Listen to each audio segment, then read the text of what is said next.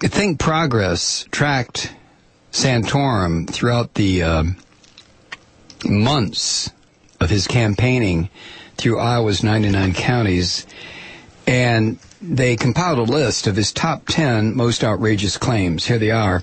Number 1, he would annul all same-sex marriages. Are you aware of this? He has argued the gay relationships destabilize society. The sick son of a bitch. No, they don't. Rick, I'll tell you what destabilizes society. War, poverty, capitalism, but never mind. He would not offer any legal protections to gay relationships, and he's pledged to annul all same-sex marriages if elected president. You see, this is the dictatorial fascist part of him. Marriages are not decided on a federal level. They're decided on a state level and all the way down to counties, right?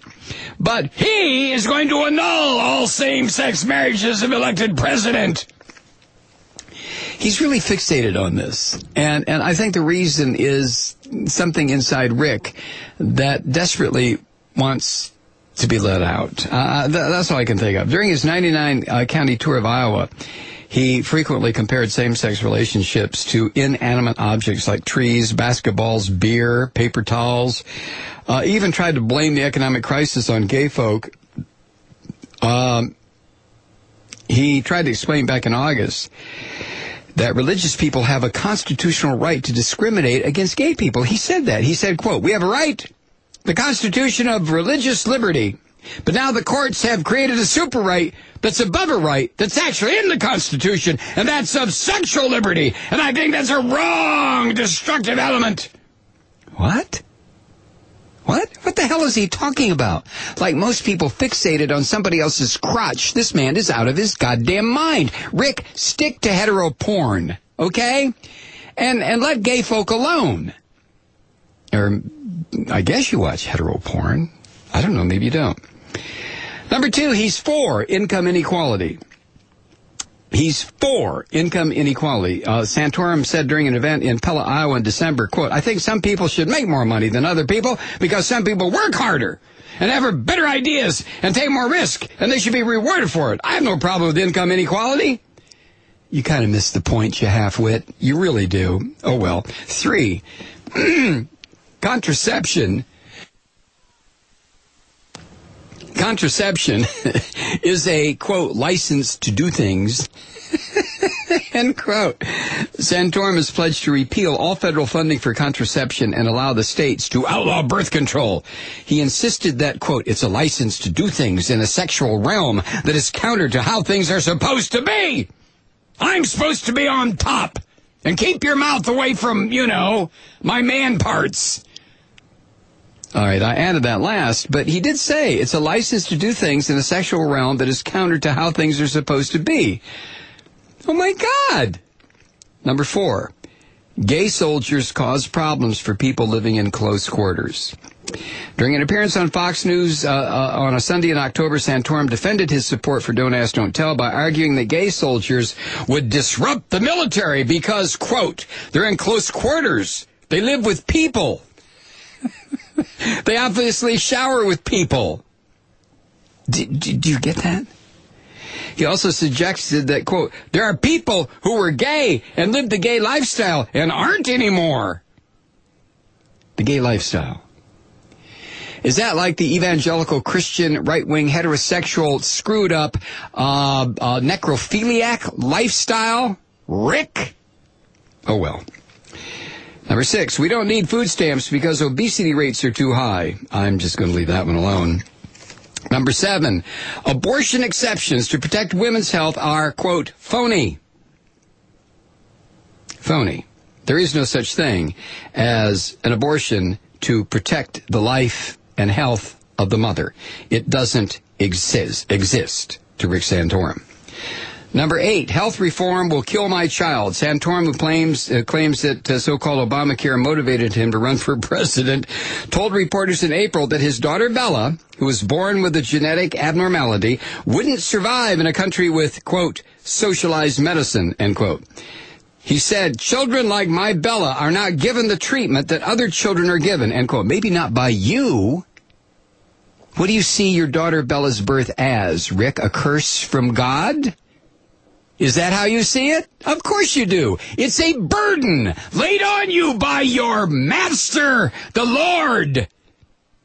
You're being tested like Job, right, Rick? You sick freak.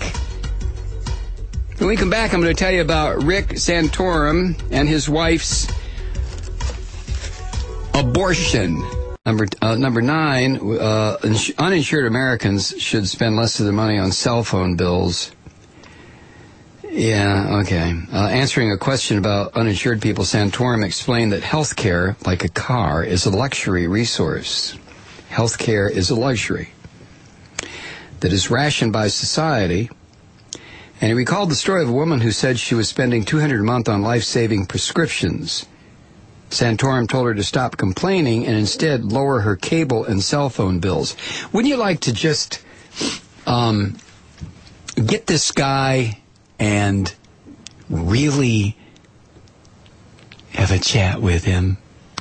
And number 10, insurers should discriminate against people with pre-existing conditions. They should. Santorum, according to Crooks and Liars, sounded like a representative from the health insurance industry, which he is, when he addressed a small group of high school students in December. Santorum not only defended insurers for denying coverage to people with pre-existing conditions, he also argued that individuals who are sick should pay higher premiums because they cost more money to insure.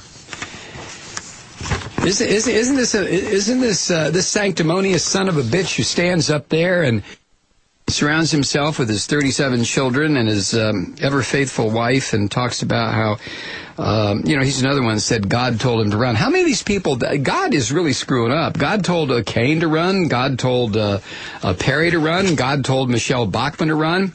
God's having a terrible time, isn't he? Huh? What's wrong with this God? What's wrong with him? Santorum. I don't know if we have time to get into this, but I'll try it. This is from OurSilverRibbon.org. It's a woman's website, political site, blog site. Rick Santorum is one dangerously confused denialist. He is best known for his inability to associate his professed compassion for life at the level of the zygote and the physical realities of human sexuality. He has equated loving same-sex relationships to bestiality. He is opposed to abortion under any circumstance. Almost. In October 1996, his wife Karen had a second trimester abortion. They don't like to describe it that way. In his 2004 interview with Terry Gross on public radio, Santorum characterizes the fetus, who must be treated as an autonomous person, as a practically a gunslinging threat, whom the mother must murder in self-defense. Karen has had to justify her decision to save her own life by explaining that if she died, her other children would have lost a mother. Republican extremists in Congress and the state houses proposed to make abortion illegal, even if it would save the mother's life. And even the Santorums admit they would make that choice while claiming that they didn't. Losing a pregnancy because of a fatal fetal anomaly is never cause for celebration. The pain of second trimester abortion is compounded by the hateful hypocrites who vilify families facing sorrowful circumstances and the resulting scarcity of abortion clinicians. It is revolting that Rick and Karen Santorum choose to stigmatize and harass those of us who, as they did, grieve over the loss of a possible child in the second trimester. Abortion should not be driving U.S. policy. It's not a more fundamental right than the right to a job or safety from violence. But we can't stop it from being used as a wedge issue if we never talk about our experiences. Here's the Santorum's description of their second trimester abortion, written by Steve Goldstein of the Philadelphia Inquirer, May 4th, 1997. Karen was in her 19th week of pregnancy. Husband and wife were in a suburban Virginia office for a routine sonogram when a radiologist told them that the fetus Karen was carrying had a fatal defect and was going to die. After consulting with specialists who offered several options, including abortion, the Santorums decided on long-shot intrauterine surgery to correct an obstruction of the urinary tract called posterior urethral valve syndrome. A few days later, a rare bladder shunt surgery was performed at Pennsylvania Hospital in Philadelphia. The incision in the womb carried a high risk of infection. 2 days later, at home in the Pittsburgh suburb of Verona, Karen Santorum became feverish. Her Philadelphia doctors instructed her to hurry to Pittsburgh's McGee Women's Hospital, which has a unit specializing in high-risk pregnancies. After examining Karen, who was nearly incoherent with a 105-degree fever, a doctor at the hospital led Santorum into the hallway outside her room and said that she had an intrauterine infection and some type of medical intervention was necessary. Unless the source of the infection, the fetus, was removed from Karen's body, she would likely die. At minimum, the doctor said, Karen had to be given antibiotics intravenously or she might go into septic shock and die. The Santorums were at a crossroads. Once they agreed to use antibiotics, they believed they were committing to delivery of the fetus, which they knew would most likely not survive outside the womb. Santorum said, quote, the doctors said they were talking about a matter of hours or a day or two before risking sepsis, and both of them might die. Obviously, Santorum said, it was a choice of whether both Karen and the child are going to die or just the child is going to die. I mean, that's a pretty easy call, end quote. Shivering under heated blankets in McGee's labor and delivery unit as her body tried to reject the source of the infection, Karen felt cramping from early labor. Santorum agreed to start his wife on intravenous antibiotics to, quote, buy her some time, end quote, he said. The antibiotics brought Karen's fever down. The doctor suggested a drug to accelerate her labor. The cramps were labor, and she was going to get into more active labor, Santorum said. Karen said, quote, we're not inducing labor. That's an abortion. No way. That isn't going to happen. I don't care what happens, end quote. As her fever subsided, Karen, a former neonatal intensive care nurse, asked for something to stop the labor. Her doctors refused, Santorum recalled, citing malpractice concerns. Santorum said her labor proceeded without having to induce an abortion. Karen, a soft-spoken, red-haired 37-year-old, said that ultimately she would have agreed to intervention for the sake of her other children. She said, quote, if the physician came to me and said if we don't deliver your baby in 1 hour, you will be dead, yeah, I would have to do it. But for me, it was at the very end. I would never make a decision like that until all other means had been thoroughly exhausted, end quote. The fetus was delivered at 20 weeks, at least a month shy of what most doctors consider viability. In the months after the birth and death of Gabriel Michael Santorum, rumors began circulating in the Pennsylvania medical community that Karen Santorum had undergone an abortion. These rumors found their way to the Inquirer, prompting the questions that led to this article. Santorum said of the rumors, quote, there are a lot of people who aren't big fans of Rick Santorum. You're a public figure and you're out there. Maybe it accomplishes a political purpose. Now, you can make your own decision regarding what I just shared with you from the Inquirer. Now, this was the fetus the Santorum had, I want to say pickled, but I guess that wouldn't be the right word, would it? They wrapped this dead fetus up. They took it home where the Santorums, according to them, fondled it, kissed it, talked to it, had their children do the same, gave it a name, introduced it to the other children. I mean, okay, I realize there are death cults all over this planet. I understand that. But this is so far out there as to render the whole thing just a nightmarish quality that I cannot get my mind around. I just can't see even somebody as crazed, a religious nut as Rick Santorum, taking the corpse of a fetus that had to be aborted. It had to be.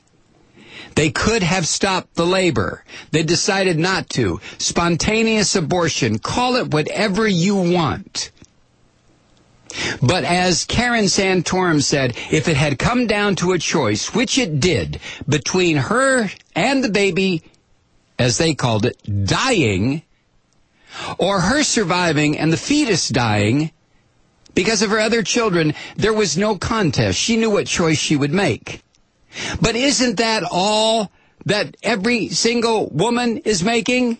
Let me, or isn't that what they're all demanding? Let me make the choice. Give me the private sphere where I can sit down with my doctor, with my partner, and make a decision that Karen and Rick Santorum reserve for themselves, but nobody else, because, well, like gay marriage, somehow it will rip the fabric of society, right?